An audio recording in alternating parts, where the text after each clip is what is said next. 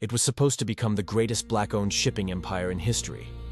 Instead, it became one of the most controversial failures. In the early 1920s, thousands of people gathered at American docks, staring at ships they believed would change history. These vessels were not just ships. They were symbols. Symbols of freedom. Symbols of pride. Symbols of a future where black people controlled their own global destiny. The company behind them was called the Black Star Line. Created by Jamaican activist Marcus Garvey, it promised something radical for its time. A worldwide shipping empire owned and operated by black people. Its mission was bold: transport goods, connect the African diaspora, and one day help build economic independence for black nations. Millions believed in it. People invested their life savings. Workers bought shares. Communities rallied behind the dream. But within just a few years, the Black Star Line collapsed. The ships disappeared. The company went bankrupt, and Marcus Garvey went to prison. So what really happened? Was it mismanagement? Or was one of the most ambitious black economic movements in history deliberately destroyed? To understand the Black Star Line, you first have to understand Marcus Garvey. Garvey was born in Jamaica in 1887, in a world shaped by colonial rule and racial hierarchy. From a young age, he believed something radical. Black people across the world were not weak, inferior, or powerless. They were part of a global nation. In 1914, Garvey founded the Universal Negro Improvement Association, or UNIA. Its mission was simple but powerful: black pride, economic independence, global unity. When Garvey moved to the United States in 1916, his movement exploded. Within a few years, the UNIA had millions of supporters worldwide. Mass parades filled the streets of Harlem. Members wore military-style uniforms. Bands played. Flags waved. Garvey's message was electrifying. He told black communities something many had never heard before. You do not need permission to build power. You can create your own institutions, your own businesses, your own future. But Garvey believed economic power required something even bigger: global trade. And for that, he needed ships.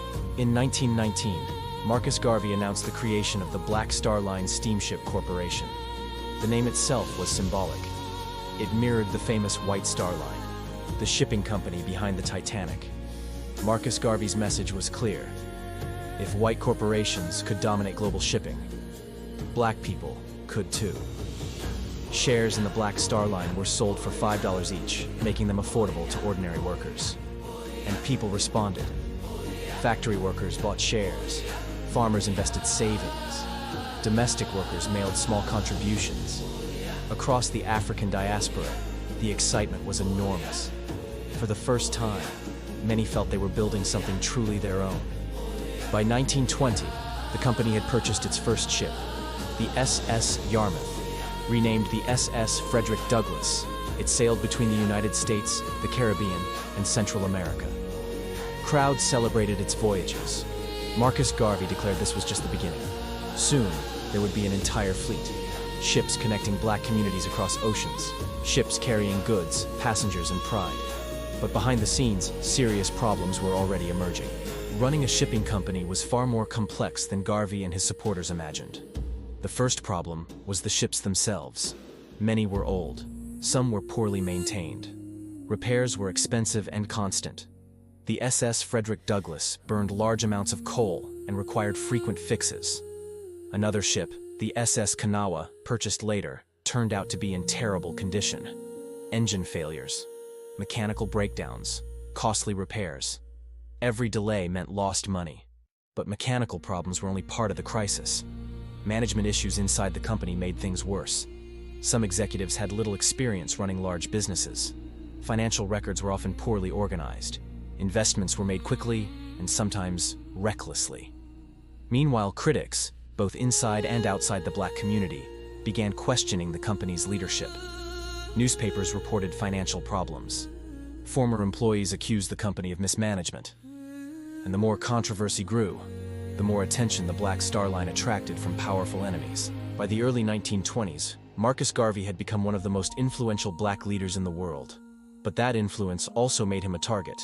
Marcus Garvey's movement promoted Black economic independence, global unity, and sometimes the idea of returning to Africa. To many powerful figures in American politics, that message was dangerous. The US government began investigating him. In 1922, federal authorities charged Garvey with mail fraud. The accusations centered on how shares in the Black Star Line were sold through the postal system. Prosecutors argued that investors were misled about the company's operations. Marcus Garvey insisted the charges were politically motivated. He believed the government wanted to destroy his movement. The trial became one of the most controversial cases of the era. Marcus Garvey chose to defend himself in court, but the legal battle was brutal. Witnesses testified about financial confusion inside the company. Documents revealed poor accounting practices. And in 1923, Marcus Garvey was found guilty. The conviction shattered the Black Star Line. Investors lost confidence. Financial pressure mounted. The ships were sold or abandoned. The company that had once symbolized global Black economic power was gone. Marcus Garvey was sentenced to prison. Although his sentence was later reduced, the damage to the movement was enormous. After serving time, Garvey was deported from the United States in 1927. The dream of the Black Star Line, a fleet connecting the African diaspora, had collapsed. For many supporters, it felt like more than a business failure. It felt like the destruction of a possibility, but the story did not end with its collapse. The Black Star Line became something bigger than the ships themselves.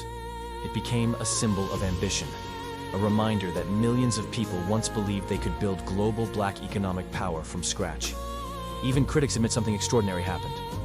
Ordinary people across continents united behind a single economic vision, and the influence of that vision survived.